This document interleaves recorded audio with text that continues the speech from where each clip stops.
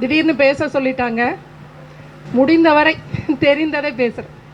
பக்தி, ஒழுக்கம், தவம், ஜீவகாருண்யம். ஆர்டர் மாற்றி சொல்கிறேன், பரவாயில்ல. பக்தினா முதல்ல ஞாபகம் வர்றது நினைந்து நினைந்து உணர்ந்து உணர்ந்து நெகிழ்ந்து நெகிழ்ந்து அன்பே நிறைந்து நிறைந்து ஊற்றெழும் கண்ணீரால் உடம்பு நனைந்து நனைந்து அருளமுதே நன்னிதியே ஞான நடத்தரசே என் உரிமை நாயகனே என்று வனைந்து வனைந்து ஏத்துதும் நாம். அப்படி பக்தி பண்ண சொல்கிறாங்க ஐயா. நினைந்து நினைந்துனா எதை நினைக்கணும்?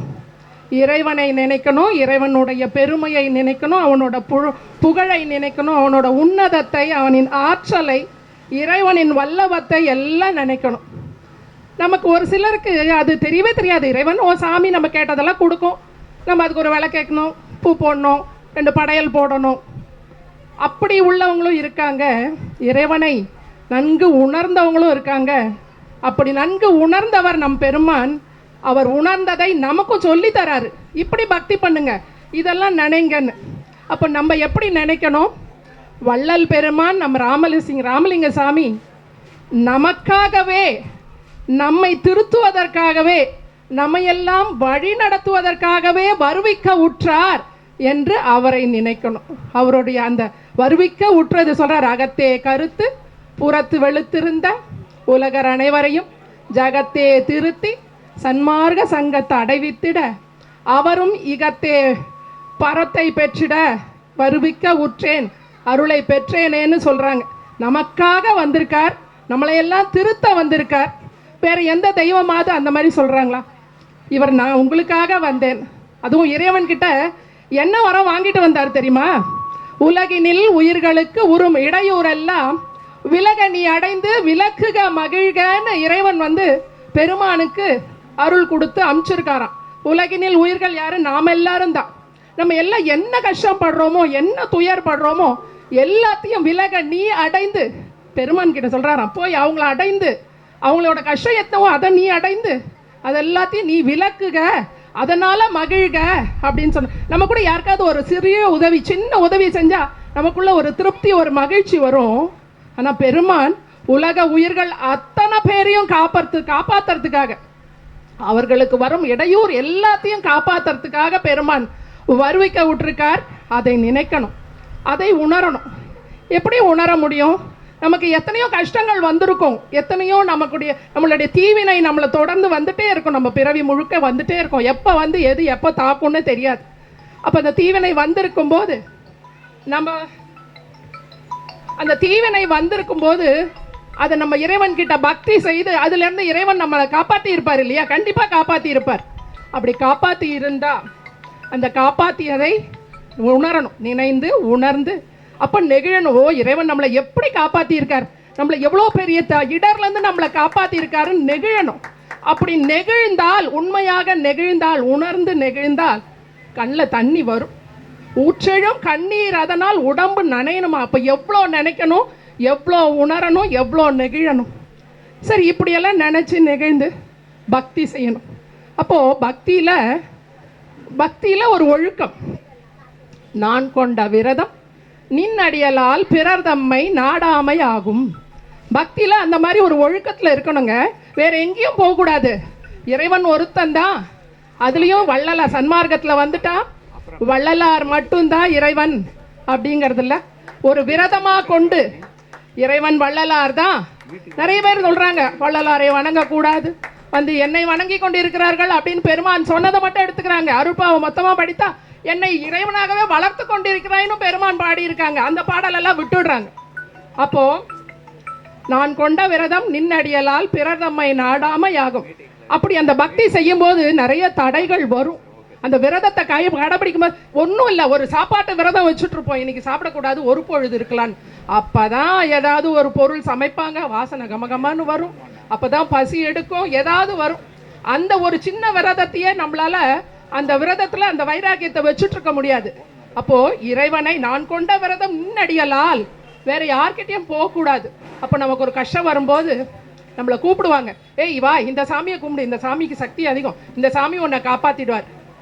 எனக்கு நடந்த நிகழ்வை சொல்றேன். கொஞ்சம் உடம்பு சரியில்லாமல் இருந்தப்போ என்னுடைய நட்பு வட்டம் வேற மதத்தை சார்ந்தவர்கள் நான் என் ப்ரேயரில் உன்னை வைக்கிறேன், நீ வா, நீயும் ட்ரஸ்ட் வச்சு நம்பிக்கை வச்சு அதை கும்பிடு, ப்ரேயர் பண்ணு, சரியாயிடும்னாங்க. நான் போகலை. நான் கொண்ட விரதம் வள்ளல் பெருமான் திருவடியை மட்டுமே நாடுவது. போலங்க. ஐயா பேரை சொன்ன அப்பா சொல்லுவாங்க, ஐயோன்னு அழாத, அது யமனோட பொண்டாட்டி, ஐயா ஐயான்னு சொல்லு, ராமலிங்க அபயம் சொல்லு, ராமலிங்க அபயம் சொல்லுன்னு அப்பா சொல்லி கொடுத்தாங்க, மூப்பா அப்பா. அப்படி பெருமான் பேரை சொல்லி சொல்லி என்னுடைய வினைகள் கஷ்டத்துலேருந்து வெளியில் வரும்போது அதை நினைந்து, ஓ அன்னைக்கு காப்பாற்றினாரே, இன்னைக்கும் காப்பாற்றுவார், இன்னைக்கும் நம்மளை கஷ்டப்படாமல் நம்மளை காப்பாற்றுவார்னு அந்த மாதிரி நினச்சி நான் கொண்ட விரதம். அப்போ என்னெல்லாம் வரும்? இந்த நல் விரதமாம் கனிய இன்மையனும் ஒரு துட்ட நாய் வந்து கவ்வியந்தோ தான் கொண்டு தளராம என்னும் கைத்தடி கொண்டு அடிக்குவோம் வலியிலே. வலிமையே இல்லை நமக்கு. அந்த கஷ்டம் நம்மளை அவ்வளோ உக்கிரமாக வந்து தாக்கும் போது என்ன பண்ணுறதுன்னே தெரியாது.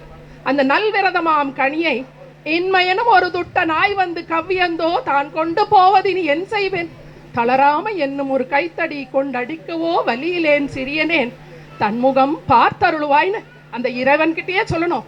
உன்னோட திருவடியை பிடிக்கிற, அதுக்கும் உன்னுடைய அருள் தான் வேணும், அதை கெட்டியா பிடிச்சுக்கணும். ஓர் துணை நின் பொன்னடி என்று உண்ணுகின்றேன், உன்னை அன்றி யார் துணையும் வேண்டேன் என் அன்புடைய ஐயாவேன்னு பெருமானை இறுக பிடிச்சுக்கணும். அப்போ இதெல்லாம் வேண்டிக்கிறோம் பெருமான். அப்போ பக்தியிலையும் பெருமானுடைய ஜீவகாருண்யம் இறைவன் கிட்ட எப்படி இருக்கு பாருங்க. எவ்வுயிர் திரளும் என் உயிர் எனவே எண்ணினல் இன்புறச் செய்யவும்.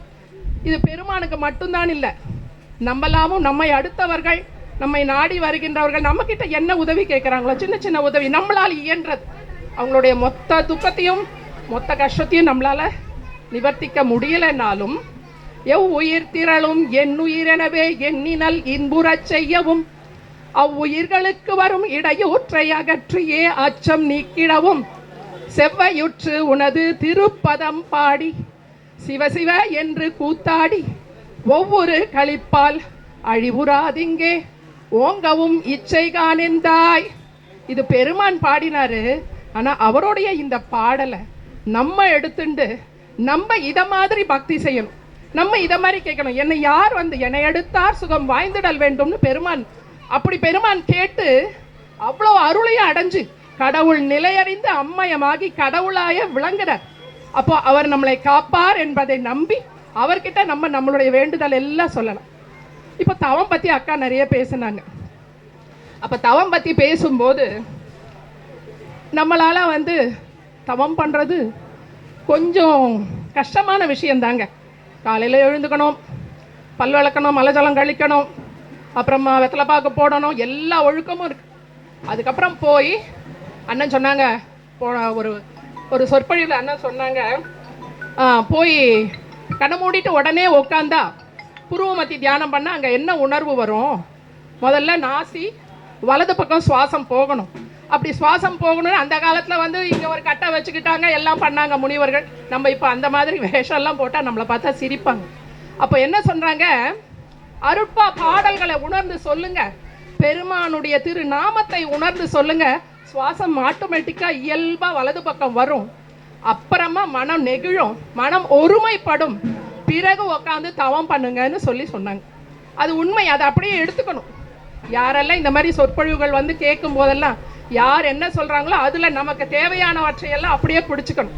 பெருமான் சொல்கிறாங்க, இறந்திறந்தே இழைத்ததெல்லாம் போதும் இந்த உடம்பே இயற்கை உடம்பாக அருள் இன்னமுதம் அளித்து புறந்தழுவி அகம் புணர்ந்து கலந்து கொண்ட என்னாலும் பூரணமாம் சிவபோகம் பொங்கியிட விழுந்தேன் பிறந்திறந்து பொய்க்கதியை பெற நினைத்து ஏமாந்த எனை நிலையேல் பெரிய திருக்கதவம் திறந்தருளி அடைந்திடுவாய் சிற்றபை வாழ் அரசேங்கிறாங்க.